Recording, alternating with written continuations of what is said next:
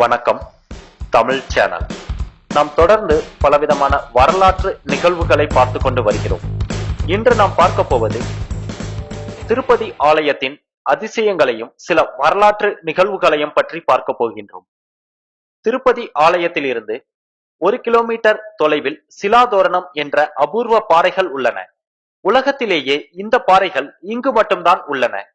இந்த பாறைகளின் வயது 250 கோடி வருடம். ஏழுமலையானின் திருமேனியும் இந்த பாறையில் இருந்துதான் உருவாக்கப்பட்டது. ஏழுமலையான் திருவுருவச் சிலைக்கு பச்சை கற்பூரம் சாத்துகிறார்கள். இது ஒரு வகை ரசாயன பொருள், அரிப்பை கொடுக்கக்கூடியது. இதை ஒரு கருங்கல் மீது தடவினால் கருங்கல் வெடித்துவிடும். ஆனால் சிலாதோரண பாறைகளில் தடவினால் அவை வெடிப்பதில்லை.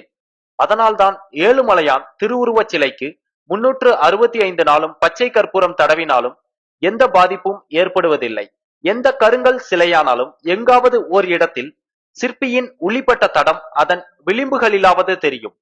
உலோக சிலையானாலும் அதனை உருக்கி வார்த்த தடம் தெரியும். ஆனால் ஏழுமலையான் திருவுருவச் சிலையில் அப்படி எந்த அடையாளமும் தெரியவில்லை. எந்த கருங்கல் சிலையும் பொதுவாக சொரசொரப்பாக இருக்கும். ஆனால் ஏழுமலையான் திருமேனியில் நிறைய நுணுக்கமான வேலைப்பாடுகள் இருந்தாலும் நெற்றி சுட்டி, காதணிகள், நாகாபரணங்கள் எல்லாம் செதுக்கினார் போலவே தோன்றாது. மாறாக புதிதாக செய்து போடப்பட்ட நகைகள் போலவே மெருகு மங்காமல் பளபளப்பாக இருக்கின்றன. ஏழுமலையான் திருவுருவச் சிலை எப்பொழுதும் 110 டிகிரி ஃபாரன்ஹீட் வெப்பம் கொண்டதாகவே இருக்கிறது.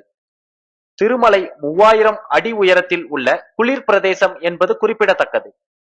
அதிகாலை 4:30 மணிக்கு குளிர்ந்த நீர், பால், திரவியங்களால் அபிஷேகம் செய்கிறார்கள். ஆனால் அபிஷேகம் முடிந்தவுடன் வெப்பம் காரணமாக ஏழுமலையானுக்கு வியர்க்கிறது. பீதாம்பரத்தால் அந்த வியர்வையை ஒற்றி எடுக்கிறார்கள். வியாழக்கிழமை அபிஷேகத்திற்கு முன்னதாக நகைகளை கழற்றும் போது அவை கொதிக்கும் சூட்டில் இருப்பதை பட்டர்கள் உணர்கிறார்கள். திருப்பதி திருக்கோயில் மடப்பள்ளி மிகவும் பெரியது. பொங்கல், தயிர் சாதம், புளியோதரை, சித்திரான்னம், வடை, முறுக்கு, ஜிலேபி, அதிரேசம், போலி, அப்பம், லட்டு, பாயசம், தோசை, ரவா கேசரி, பாதாம் கேசரி, முந்திரி பருப்பு கேசரி போன்றவை தினமும் அதிக அளவில் தயாரிக்கப்படுகின்றன. திருமலையானுக்கு தினமும் ஒரு மண் சட்டி வாங்குகிறார்கள். இதில் தயிர் சாதம் இட்டு இதை மட்டுமே நிவேதிக்கிறார்கள். இது தவிர மேலே குறிப்பிட்ட எந்த பிரசாதமும் கர்ப்ப கிரகத்தில் உள்ள குலசேகரப்பட்டியை தாண்டி செல்லாது. பெருமாளுக்கு நைவேத்தியம் செய்யப்பட்ட எச்சில் மண் சட்டியும் தயிர் சாதமும் ஒரு பக்தனுக்கு கிடைக்கப்பெற்றால் அது மிகப்பெரிய பாக்கியமாகும். ஏழுமலையான் அணியும் புடவை 21 முழ நீளமும் 6 கிலோ எடையும் கொண்ட பட்டு பீதாம்பரமாகும். இந்த ஆடையை கடையில் வாங்க முடியாது. ஆனால் இதனை சாத்துவதாக ஒரு பக்தர் வேண்டிக் கொள்ளலாம். அவர் திருப்பதி தேவஸ்தான அலுவலகத்தில் உரிய கட்டணம் செலுத்த வேண்டும். வாரத்தில் ஒரு முறை வெள்ளிக்கிழமை அன்று மட்டும்தான் வஸ்திரம் சாத்துவார்கள். இது மேல் சாத்து வஸ்திரம். பணம் செலுத்திய பிறகு இப்படி வஸ்திரம் சாத்தப்படுவதை காண்பதற்கு அந்த பக்தர் கிட்டத்தட்ட 3 வருடங்கள் காத்திருக்க வேண்டும்.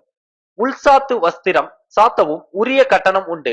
ஒவ்வொரு வெள்ளிக்கிழமையும் 15 வஸ்திரங்கள் சாத்துவதற்கு சமர்ப்பிக்கப்படும்.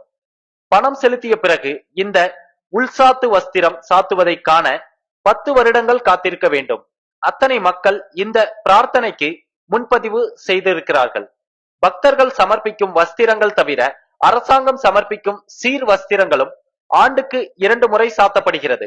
அதே போல ஏழுமலை ஆண்டவனுக்கு அபிஷேக பிரார்த்தனை மேற்கொள்ள வேண்டும் என்றால் இன்று கட்டணம் செலுத்தினால் 3 ஆண்டுகள் காத்திருக்க வேண்டும்.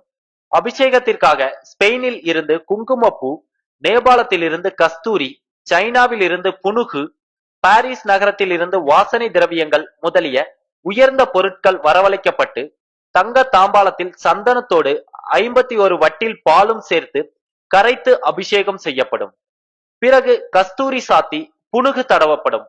காலை 4:30 மணி முதல் 5:30 மணி வரை அபிஷேகம் நடைபெறுகிறது. அபிஷேகத்திற்கு சுமார் 1 லட்சம் ரூபாய் செலவு ஆகும். ஐரோப்பாவில் உள்ள ஆம்ஸ்டர்டாமில் இருந்து பக்குவப்படுத்தப்பட்ட ரோஜா மலர்கள் பக்தர்களால் திருப்பதிக்கு விமானத்தில் அனுப்பி வைக்கப்படுகின்றன. ஒரு ரோஜா மலரின் விலை சுமார் 80 ரூபாய்.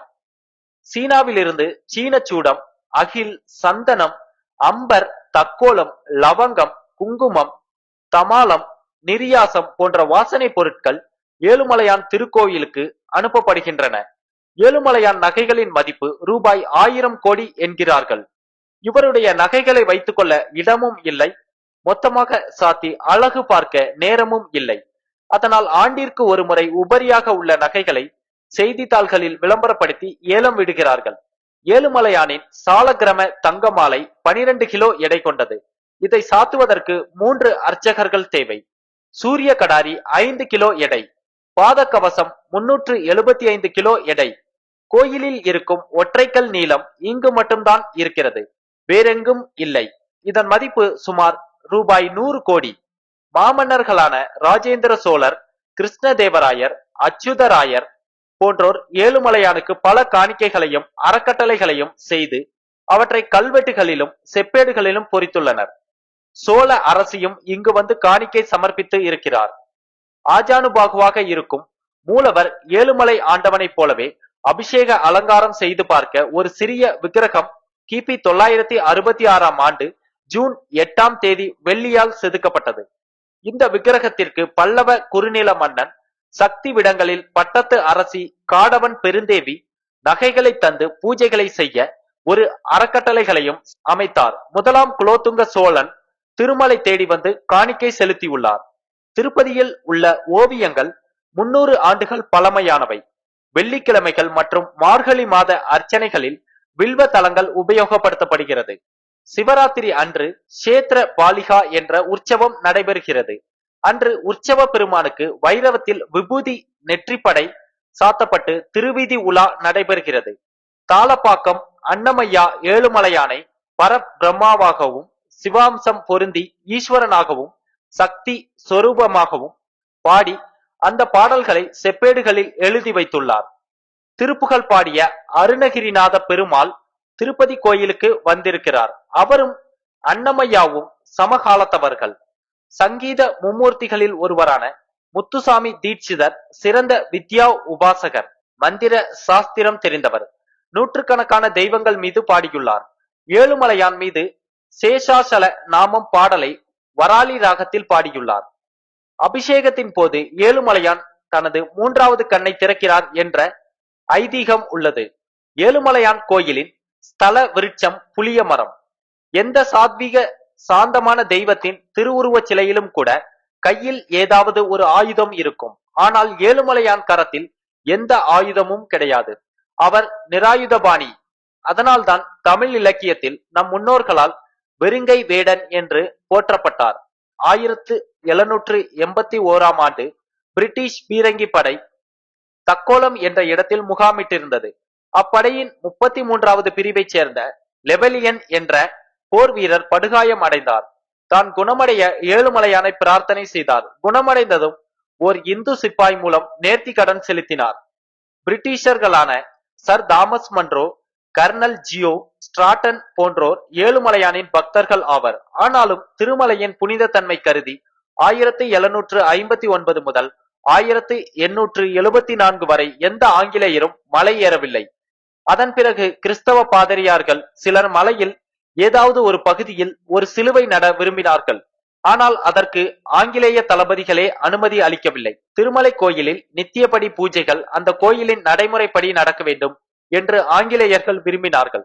பூஜைகள் சரிவர நடக்காவிட்டால் தங்கள் ஆட்சிக்கு பங்கம் வருமோ என்றும் கவலைப்பட்டார்கள். திருப்பதி அலர்மேல் மங்கை தாயாருக்கு அணிவிக்கப்படும் பருத்தியால் ஆன உள்பாவாடை கத்வால் என்ற ஊரில் தயார் செய்யப்படுகிறது. செஞ்சு இனத்தைச் சேர்ந்த நெசவாளர்கள் இதை பயபக்தியுடன் நெய்கிறார்கள். இப்படி தயாரிக்கும் போது அவர்கள் 3 வேளை குளிப்பார்கள். மது மாமிசம் உண்ண மாட்டார்கள். வெள்ளிக்கிழமை அபிஷேகத்திற்காக பரிமள அறையில் முந்தின நாள் இரவில் வாசனை திரவியங்கள் அரைத்து தயார் செய்யப்படுகின்றன. குங்குமப்பூ கலவையும் இதில் உண்டு. இவ்வாறு ஒரு வாரத்துக்கு பயன்படுத்துவதற்காக வெளிநாடுகளில் இருந்து பக்தர்கள் அனுப்பும் வாசனை திரவியங்களின் மதிப்பு ரூபாய் 50,000 ஆகும். ஏழுமலையான் வாரத்தில் 4 நாட்கள் அம்பாலாகவும் 2 நாட்கள் விஷ்ணுவாகவும் 1 நாள் சிவனாகவும் பாவித்து பூஜை செய்கிறார்கள். ஏழுமலையானின் அபிஷேக நீர் குழாய் மூலம் புஷ்கரணியில் கலக்கிறது. ஆகவே இது புனிதமான நீராகும். இங்கே குளித்துவிட்டு நீரில் நின்றபடியே 2 கைகளாலும் தண்ணீரை எடுத்து குளத்திலேயே விட வேண்டும். என்பது இந்த புஷ்கரணியின் சம்பிரதாயமாகும். வெள்ளிக்கிழமை அதிகாலை அபிஷேகத்திற்கு முன்பு ஒரு விசேஷ சாத்துமுறை நடக்கும். வடகலை சம்பிரதாயமாக வேங்கடமென பெற்ற என்ற பாசுரமும் தனியன்களும் பாடப்பெறும். சாத்துமுறையின் போது பூ, வஸ்திரம் ஏதுமில்லாமல் ஏழுமலையான் காணப்படுவார். முதலில் ஒரு தீபாதரனை காண்பிக்கப்படும். பிறகு தென்கலை சாத்துமுறை சாதிக்கப்படும். பிறகு நெய்வேத்தியம் செய்யப்படும். இதன் பிறகும் ஒரு தீபாதரனை. ஏழுமலையான் அந்த தீப ஒளியில் கண்ணை பறிக்கும் அழகோடு இருப்பார். கிபி 1543 விஜயநகர மாமன்னர் அச்சுதராயர் பத்மாவதி தாயாருக்கு கோயில் எழுப்பி கும்பாபிஷேகம் செய்துள்ளார்.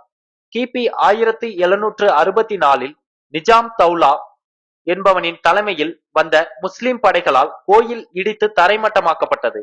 இதன் இடிபாடுகள் இன்றைக்கும் உள்ளன. திருமலை திருக்கோயிலில் 1180 கல்வெட்டுகள் உள்ளன. இவற்றில் 236 பல்லவ, சோழர், பாண்டியர் காலத்தவை. 169 கல்வெட்டுகள் சாளுவ மன்னர்கள் காலத்தவை. 229 கல்வெட்டுகள் கிருஷ்ணதேவராயர் காலத்தவை. 251 கல்வெட்டுகள் அச்சுதராயர் காலத்தவை. 147 கல்வெட்டுகள் சதாசிவராயர் காலத்தவை. 135 கல்வெட்டுகள் கொண்டை வீடு அரசர் காலத்தவை.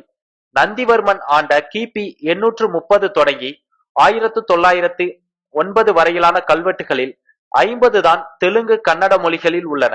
மீதம் 1130 கல்வெட்டுகளும் தமிழிலேயே உள்ளன. இவை அனைத்தும் ஏழுமலையான் திருக்கோயிலின் ரகசியங்கள் மற்றும் அதிசயங்கள் ஆகும். இந்த வீடியோ பிடித்திருந்தால் லைக் பண்ணுங்க மற்றும் உங்க நண்பர்களோடு பகிர்ந்து கொள்ளுங்கள். மேலும் இது போன்ற வரலாற்று செய்திகளை அறிந்து கொள்ள யூடியூப் தமிழ் சேனலை சப்ஸ்கிரைப் செய்யுங்கள்.